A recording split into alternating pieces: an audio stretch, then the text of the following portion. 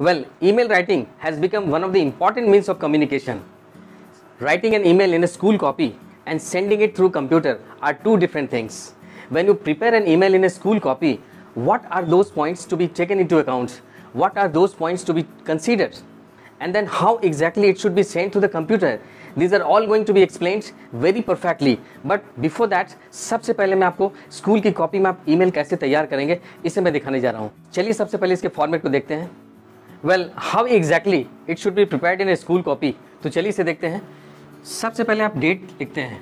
जैसे मैंने यहाँ पे लिखा है 3/6/2022, तो मैंने यहाँ पे डेट लिखा है सबसे पहले। इसके बाद मैंने फ्रॉम लिखा है, सेंडर्स ईमेल आईडी यहाँ पे लिखना पड़ता है फ्रॉम में। तो सपोज भेजने वाले हैं abc@gmail.com। मैंने स्टार्ट किया है with small ones and this is how it should be written. इसके बाद आप जिन्हें भेज रहे होते हैं उनका ईमेल आईडी यहाँ पे लिखना होता है टू में। सपोज करता हूँ कि आप XYZ को भेज रहे हो xyz@gmail.com, तो ये भी स्मॉल लेटर में लिखा जाता है। In fact email ID should be written in small letter. And then comes the subject. Subject depend करते हैं in what particular matter would you like to send an email to somebody. आप किस particular matter पे आप email भेजना चाह रहे हैं, किस चीज़ के ऊपर भेजना चाह रहे हैं, ये वेरी करता है। अगर ऑफिशियल है तो किसी मीटिंग से रिलेटेड हो सकता है, प्रमोशन से रिलेटेड हो सकता है, किसी ट्रांसफ़र से रिलेटेड हो सकता है। और अगर स्कूल की बात है तो कोई ऑर्गेनाइजेशन, कोई स्कूल अगर कोई चीज़ ऑर्गेनाइज कर रहा है, कोई डिबेट है या कोई स्पोर्ट्स है या किसी तरह, तो कोई भी किसी तरह का मैटर हो सकता है।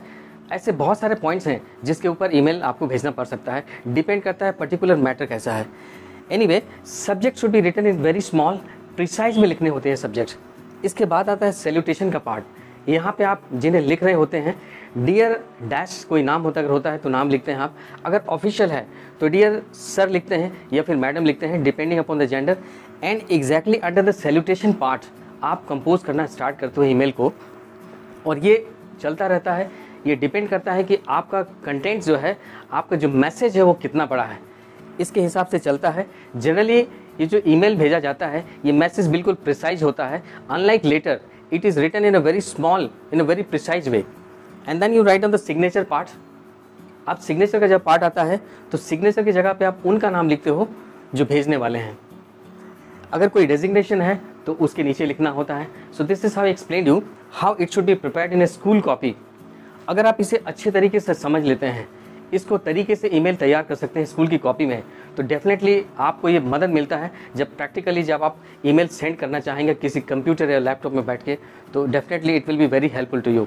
Now let us see when you talk about the computer screen. जब कंप्यूटर स्क्रीन की बात करें तो ये जो फ्रॉम का पार्ट है ये पहले से ही लिखा होगा, क्योंकि अगर आप ईमेल आईडी अगर आपका होगा तभी आप किन्हीं को ईमेल भेज सकते हैं। तो ये पार्ट तो पहले से ही लिखा होगा। और जब डेट की बात करें तो जिस समय और जिस तारीख को आप ईमेल भेज रहे होते हैं वो खुद ब खुद क्लिक हो जाता है, उसे भी लिखने की आवश्यकता नहीं है। तो अब यहाँ से आपको लिखना होता है। टू का जो पार्ट है वो हमेशा ब्लैंक रहता है, इसे आपको भरना होता है। जैसे सपोज करता हूँ टू में लिखा है arpit@gmail.com। ये अंकित जी जो हैं इन्हें ईमेल भेज रहे हैं। इसके बाद आता है CC, कार्बन कॉपी। अगर यहाँ पे कोई ईमेल आईडी आप डालते हैं तो इन्हें पता चल जाएगा कि किसने किनको ईमेल भेजा है और मैसेज मिल जाएगा इन्हें। लेकिन यही चीज़ अगर BCC की बात करें, ब्लाइंड कार्बन कॉपी, तो टू वाले प्लेस में जो जिनका नाम होगा, टू वाले प्लेस में जिनका ईमेल आईडी होगा, इनको पता नहीं चलेगा कि BCC में किनका नाम है। इसका मतलब है कि फ्रॉम ने BCC को भेजा है, ये टू वाले प्लेस वाले को पता नहीं चलेगा। This is what I explain you all about CC and BCC। इसके बाद सब्जेक्ट आता है। सब्जेक्ट डिपेंड करता है आपका कंटेक्स्ट कैसा है, किस पर्टिकुलर मैटर में आप ईमेल सेंड कर रहे हो। And then comes the salutation part. Salutation में आप डियर सर या डियर मैडम लिखते हैं according to the gender and according to the need. And then it goes on, ये चलता रहता है। ये डिपेंड करता है कि आपका मैसेज कितना बड़ा है, ईमेल कितना बड़ा भेज रहे हैं, इसके हिसाब से 3 to 4 सेंटेंसेस, 5 सेंटेंसेस लिखते हैं। जनरली ये बहुत प्रिसाइज होता है। अनलाइक लेटर, ईमेल हमेशा एक संक्षिप्त में लिखा जाता है, शॉर्ट में लिखा जाता है। इसके बाद का पार्ट आता है लास्ट में सिग्नेचर का पार्ट। तो सिग्नेचर में वही नाम लिखा होता है जो फ्रॉम वाले प्लेस में होता है। जो भेजने वाले हैं उनका नाम यहाँ पे लिखाता है, और उनका अगर कोई डेजिग्नेशन है तो उन्हें भी लिखना पड़ता है। This is how I explain you the format, how it should be written in school copy and how exactly it should be sent to the computer. Now let us have a look at the question and then I'll try to show you how exactly it should be prepared, how comfortably it can be prepared. So let us see the question right now. Suppose you are D Mehta the principal of Saint Anthony Public School Ranchi. आप कौन हो? आप D Mehta हो, Saint Anthony Public School के principal हो। Send an email to P Das the principal of R K Public School Ranchi. आपको इन्हें भेजना है, इन्हें ईमेल भेजना है। कौन है वो? पी दास हैं, principal of R K Public School के। इन्हें रिक्वेस्ट करना है, requesting him to send a team of 2 students from 10 to 12 for taking part in the inter school debate competition to be organise in your school next month. आपके school में inter school debate competition होने वाला है, तो इसी के लिए आप उन्हें रिक्वेस्ट कर रहे हैं कि आपको एक टीम भेज दिया जाए consisting 2 students, and from it should be the student should be from 10 to 12 standard.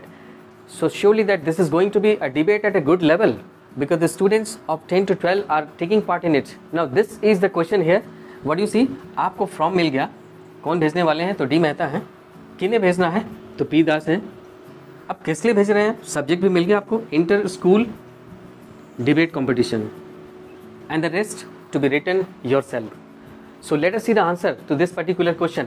अगर इस क्वेश्चन के आंसर को आपको स्कूल की कॉपी में तैयार करना पड़े तो आप इसे कैसे तैयार करते हैं? चलिए मैं इसे दिखाता हूँ. Let us have a look at the answer. सबसे पहले डेट, और डेट आप देख सकते हैं 3/6/2022, 3 जून 2022. इसके बाद मैंने फ्रॉम लिखा है according to the format. Exactly मैंने वही फॉलो किया है जो मैंने फॉर्मेट में आपको बताया. अब देखिए क्वेश्चन के अनुसार dmehta@gmail.com. सेंडर कौन है? डी मेहता है, and that should begin with the small letter which is why I have written the small letter. इसके बाद उनका ईमेल आईडी देते हैं जिन्हें आप ईमेल भेज रहे हैं. According to the question pdas@gmail.com. इन्हें ईमेल भेजा जा रहा है, इन्हें मैसेज भेजा जा रहा है. इसके बाद subject, according to the question subject was very clear, it was all relating to the inter school debate competition. तो यहाँ पे मैंने वही लिखा है. And then the celebration parts. Suppose करता हूँ कि पी दास मेल है, इसलिए मैंने डियर के बाद सर लिखा है, and exactly under the word dear sir मैंने स्टार्ट किया है कंपोज करना. तो चलिए क्या कुछ लिखा है मैं दिखाता हूँ आपको. With great pleasure I would like to inform you that our school is going to organise an inter school debate competition on 15 June 2022. ये डी मेहता जी इनको ईमेल सेंड कर रहे हैं.